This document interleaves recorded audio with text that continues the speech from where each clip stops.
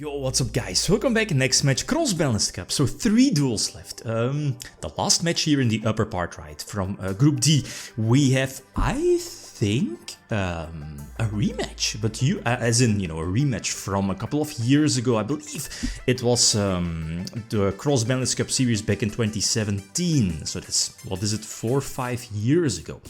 And I think Rulers won that one over this particular version of Heroes, so Toadally Heroes. But again, correct me if I'm wrong. So we have Ravine Rulers versus Toadally Heroes, and I'm not sure if, like, it depends if both these decks can still move, well, definitely, right, but depends if they, let's say, lose but gain 2 extra points. I'm not sure, it depends on their other matchups, but anyway, so which deck has the advantage? I feel that, especially, before this matchup, looking at their deck lists, I feel that Heroes, in theory, definitely should have the advantage. I'm looking at the back row, Dimensional Barrier is fine, I guess, it's not the best, but something like Strike is fantastic. Dark Law is definitely something, right, against something like Dragon Rulers, but then again,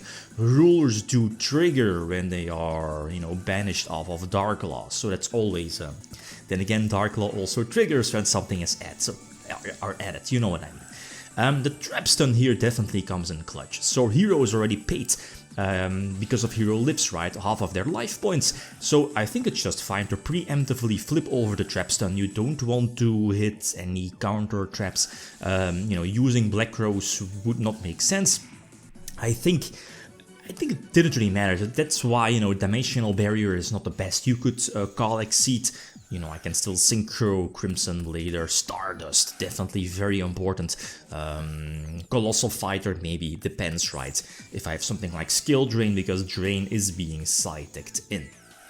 Anyway, there were multiple options here for Heroes, I think. But yeah, Maxi being my 6th card is basically just going to be a 1-for-1 here in this case. But Dark Law definitely cuts it.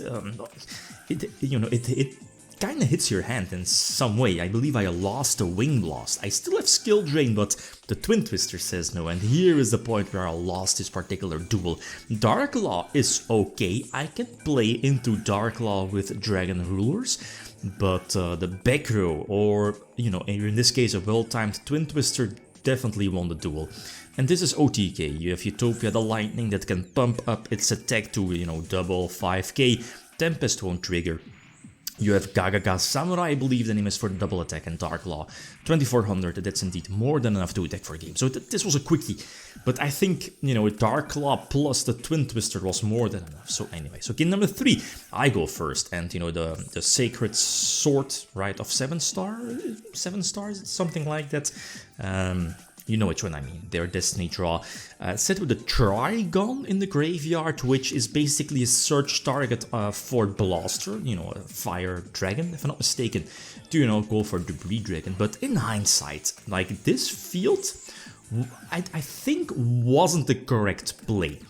Now that I'm, looking at it, and going for Stardust, I think, was the better move. Let's say, with those 3 back row, we know one of them is being, at least, is Skill Drain, but Skill Drain plus Stardust Dragon is delicious. That's very, very solid. And plus I have a Wing Blast, right, for a potential Anki to try to attack over Stardust, or any stronger, or Bahamut Shark that tries to attack over the Stardust. So going for Stardust, protected by Skill Drain and Wing Blast, definitely would have been a better play. But yeah, return, just such a broken card. Special summon everything from my banished pile. I can just go for Colossal Fighter, Suicide into Anki, it reborns itself, and I can just attack with everything for the game. But long story short here, the Stardust, even this guy's, I'm not getting punished for it with, Twin Twister or something like that, but that would have been the better play, I think.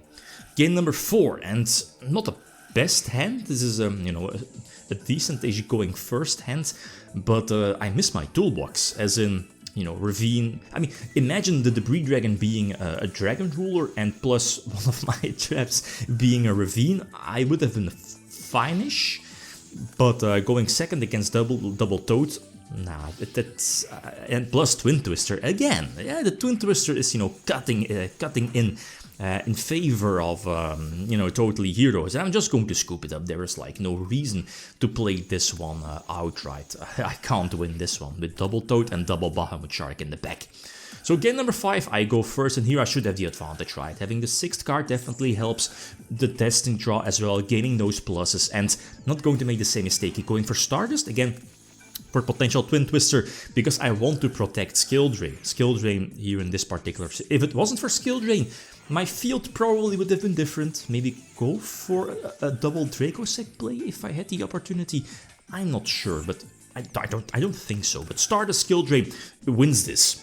Definitely, or you know, your opponent has, well, here in this case, like Raigeki to get rid of Stardust, maybe a Typhoon and, you know, Twin Twister for Skill Drain, and potentially go from there, right? But in all honesty, you're already, you know, wasting your Raigeki on the Stardust in order to Twin Twister something, you know, for one card, being, you know, in this case it was a Skill Drain.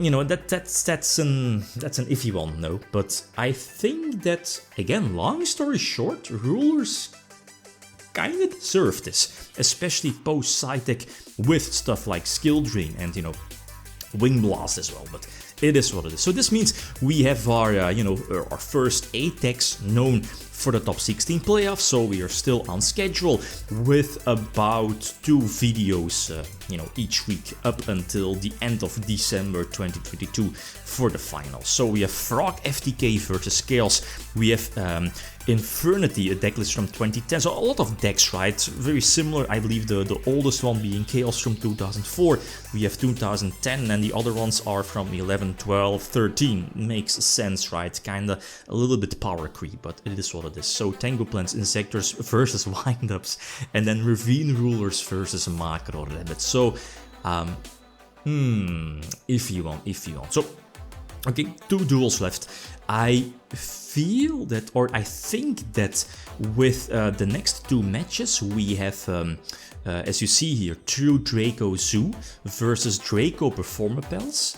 I think both these decks still have a chance, or still have the ability to move on to the potential top 16 playoffs, but I'm not sure, you know, that PP, good old school PP, definitely could have the advantage, or could have had the advantage with Shockmaster, but not having access to something like Shockmaster, as we've seen in the past, is definitely a biggie for, you know, a different version of PP, being Draco Performapel. So anyway, so again, like always, feel free to leave your predictions. Which deck is going to win this one in the community tab. Okay, guys, that's it. Thanks for watching. Feel free to leave a comment or a like if you enjoyed the video. Medium signing out. Peace.